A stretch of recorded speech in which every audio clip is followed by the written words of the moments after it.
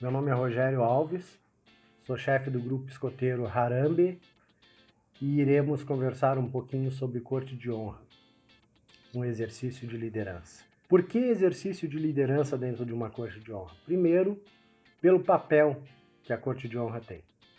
Ela tem um papel fundamental, pois é o principal órgão executivo da tropa cega. Aqui eu faço uma ressalva, sendo o principal órgão executivo e administrativo da tropa, é ali que convergem todos os interesses das patrulhas. É ali que convergem os interesses das patrulhas para o bem comum da tropa. Então fique atento. Esse exercício de liderança no principal órgão executivo da tropa, ele tem a ver com quais são as nossas responsabilidades. É a tropa que precisa garantir que todas as decisões elas estejam de acordo com as regras e normas vigentes. Seja o estatuto do grupo, a assembleia do grupo, estatuto da UEB, POR, bem como leis federais, como o Estatuto da Criança e do Adolescente. Então, além de ser o principal órgão executivo, é carregado de muita responsabilidade, certo? O que se faz dentro de uma reunião de corte de honra? Se leva os assuntos dos conselhos de patrulha, se debate, participa efetivamente do planejamento das atividades da tropa. É ali que se estabelece as recompensas, como a recomendação de concessão de distintivos especiais, né? Aí eu faço uma ressalva. Vejam que toda a nossa literatura, todos os guias, todos os manuais, eles falam sobre a corte de honra, ela recomenda. Então ela não aprova ou nega. Se eventualmente tem algum jovem que chega para uma concessão de um distintivo especial e debatendo na corte de honra entendem que ainda faltam alguns elementos, ela não tem o poder de negar a conquista daquilo ali. Ela pode não recomendar por hora e ela tem o dever e a responsabilidade de apontar os caminhos para que aquele jovem consiga a tão esperada conquista dele. Voltando ainda, outras responsabilidades da tropa, né? Ela tem que cuidar das finanças da tropa, a corte de honra, né? A corte de honra também é responsável por resolver os problemas relativos à disciplina, conduta dos membros, entre diversos outros. Um detalhe importante que muita gente ainda traz de uma tradição, mito, alguma coisa assim, é de que as cortes de honra elas são cerimônias secretas. Não é verdade. As cortes de honra elas têm um caráter de cerimônia restrita e não secreta. A corte de honra ela deve ser formal, solene e oficial. E todas as decisões dela elas são restritas aos participantes, salvo quando necessário, que vai afetar a tropa, que vai afetar alguém, ela precisa ser colocada. E mais do que isso, outras pessoas podem participar. Então, um outro chefe de uma outra tropa, um diretor, eventualmente um jovem que vai ser impactado por uma decisão ou seu familiar, todos esses podem ser convidados a participar dessa cerimônia que é restrita, mas não secreta. Sempre que houver necessidade, a corte de honra pode convocar outras pessoas para participar de suas reuniões. Quem é então que participa efetivamente de uma corte de honra? A corte de honra é formada pelos monitores. Em alguns casos, ela pode ser formada por monitor e submonitor, principalmente com tropas pequenas de uma, duas patrulhas. Se recomenda, inclusive, que a decisão seja mais plural possível, contemplando os submonitores também. Ela também é presidida por um desses membros, que é escolhido democraticamente, né, para exercer a função de presidente da Corte de Honra, sendo para esta função primordial ter um alto espírito escoteiro e uma alta liderança dentro da tropa. Tá? Vocês notaram que eu não falei que a Corte de Honra é composta pelo chefe? Por quê? Porque aqui é o aprender fazendo. É de jovem para jovem. Mas o chefe participa, sim, das reuniões. Ele não faz parte da corte, porém ele participa das reuniões e sem direito a voto. Ele é um membro convidado permanente, certo?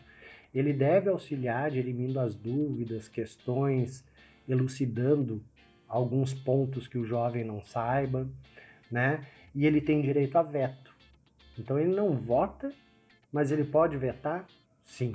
Ele pode e deve vetar quando e somente alguma decisão da Corte de Honra ela não tem um embasamento, ela possa colocar em risco a integridade física ou intelectual de algum jovem.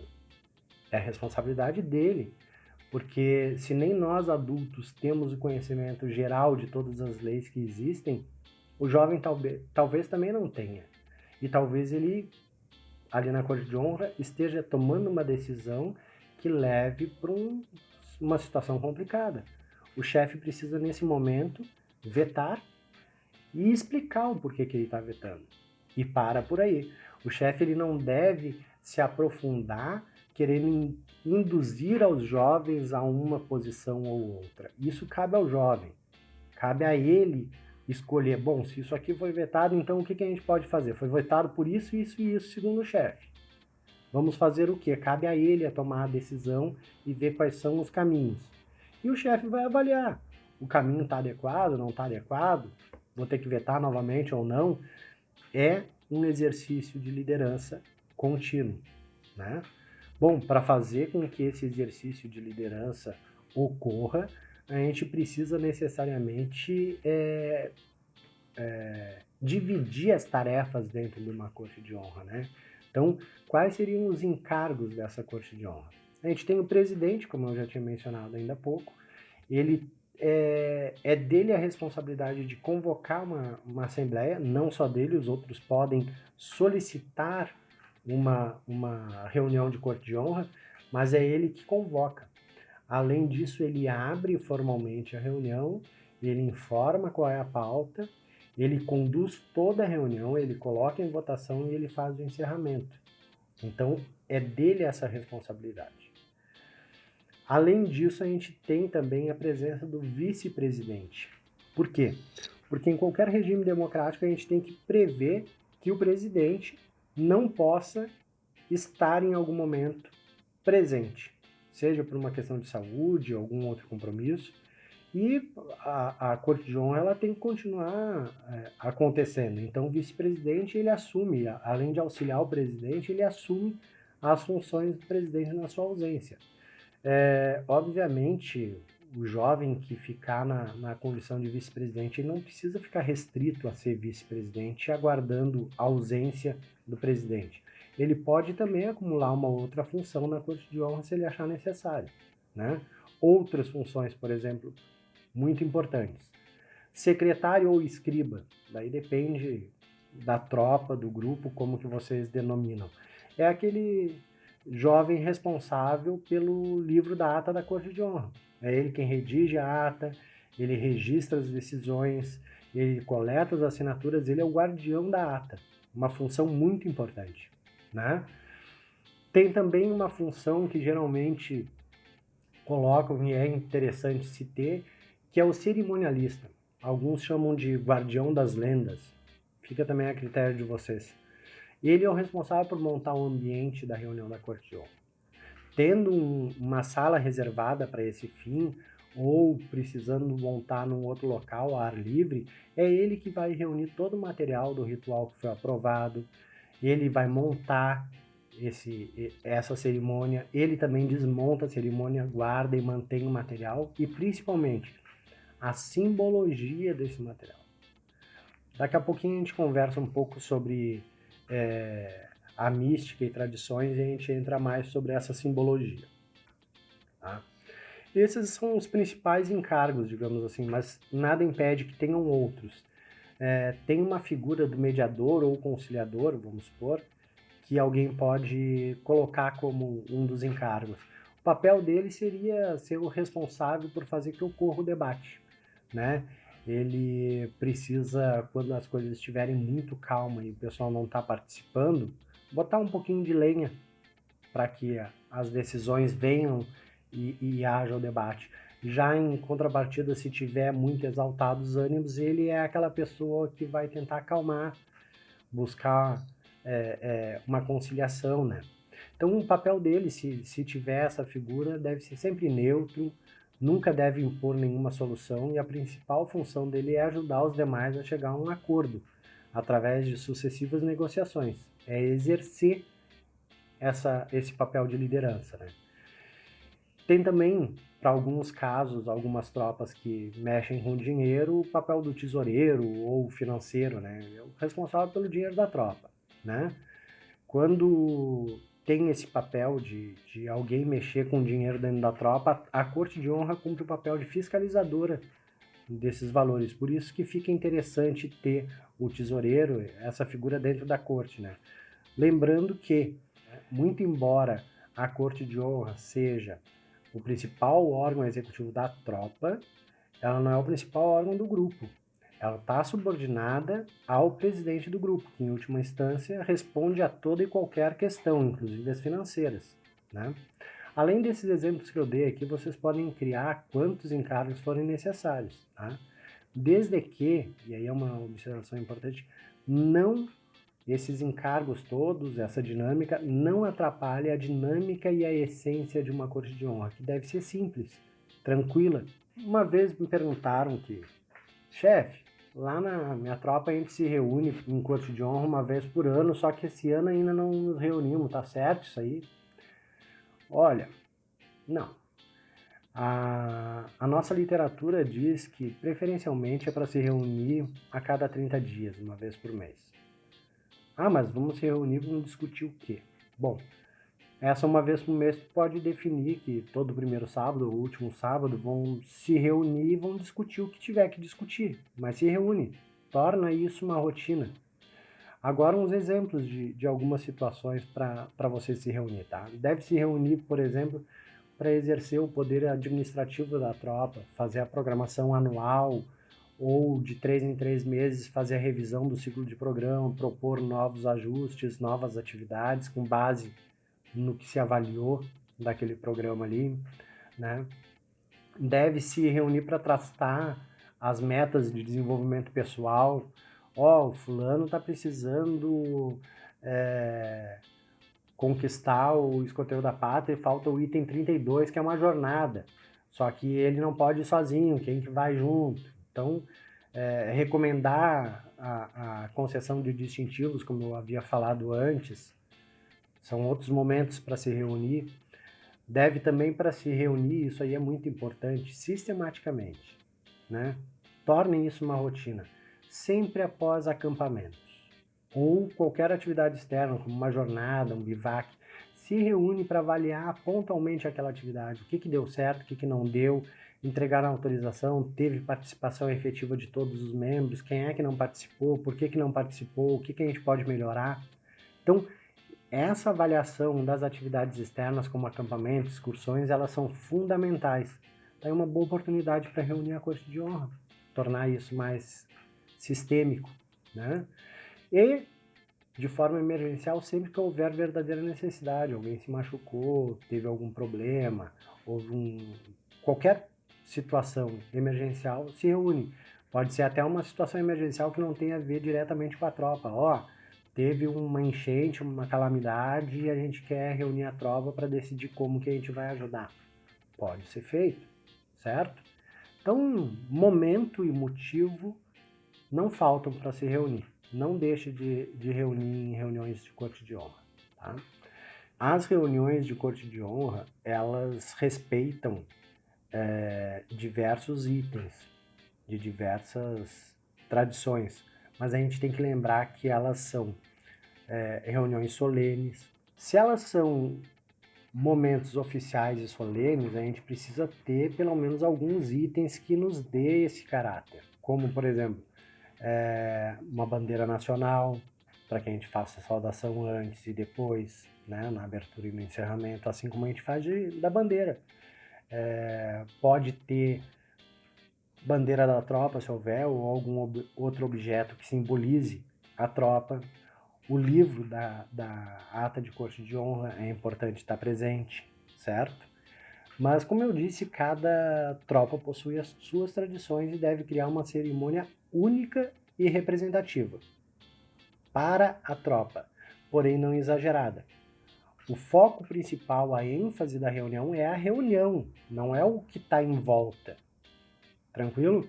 Mas, para ajudar, inclusive, nesse rito, a gente pode ter itens como, que é bem tranquilo de se ter, a foto enquadrada de BP, uma vela para iluminar as decisões, que tem esse símbolo.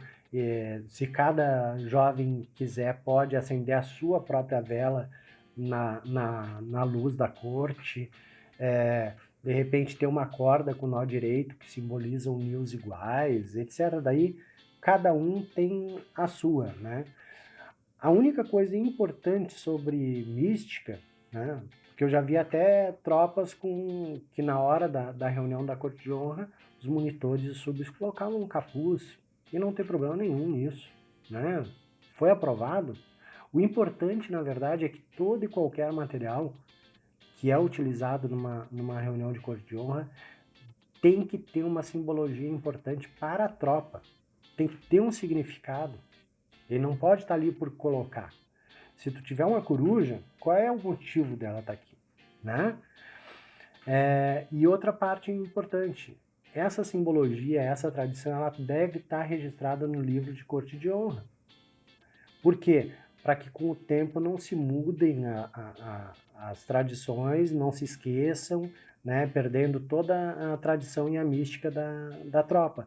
Ela pode estar ali, ela pode ser mudada, mas sempre que mudar, registrar em ata, deixar isso registrado para que os próximos monitores consigam seguir as tradições. Então, antes da corte, o cerimonialista ele tem que saber o dia, o horário daquela corte e tem que ir lá montar todo o ritual. E tem que deixar que o ambiente esteja preparado para que ocorra a corte naquele horário, né?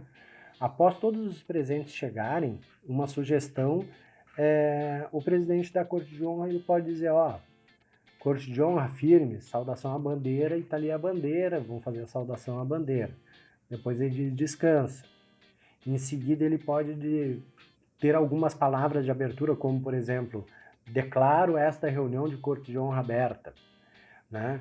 Logo em seguida, um membro pode fazer uma reflexão, assim como a gente faz nas bandeiras de abertura. Né? Depois dessa reflexão, o secretário ou escriba da corte deve ler a ata da reunião anterior. Se todo mundo tiver de acordo, assina. Se tiver alguma coisa para ser ajustado, deve ser feito uma errata na próxima ata de corte de honra, nunca naquela ali, certo? O presidente de corte de honra, então, lê a pauta do dia, coloca em discussão, todo mundo debate os assuntos do dia. Depois de tudo isso feito, se o chefe não se manifestou ainda, o presidente deve perguntar para o chefe se ele tem alguma pergunta a fazer, aconselhar ou esclarecer algum assunto. Né? Após todo mundo tirar as dúvidas e feita a votação, toda a reunião, de preferência chegando a consenso, o presidente vai se dar por encerrado. Ele diz novamente, todos firmes, saudação à bandeira, né? É feita uma reflexão antes disso, e o presidente informa que dá por encerrada a corte de honra. Basicamente, então, uma corte de honra, um passo a passo bem simples, seria isso, a abertura, uma reflexão, leitura da ata anterior, discutir os pontos da pauta do dia, botar em votação, verificar se o chefe tem alguma questão para ser colocada, e depois nova reflexão, saudação à bandeira e encerrar a corte, certo? Com isso a gente verifica que a gente mantém um caráter oficial, né? E de preferência todos uniformizados, mas isso não impede que uma corte ocorra. Se tu não tiver simbologia e precisar fazer uma corte emergencial, pode fazer, inclusive virtualmente deve ser feita. Certo, pessoal? Se vocês tiverem dúvidas, perguntem para os chefes de vocês, pede para eles me mandar, prontamente eu irei responder, tranquilo? Sempre alerta e até a próxima atividade.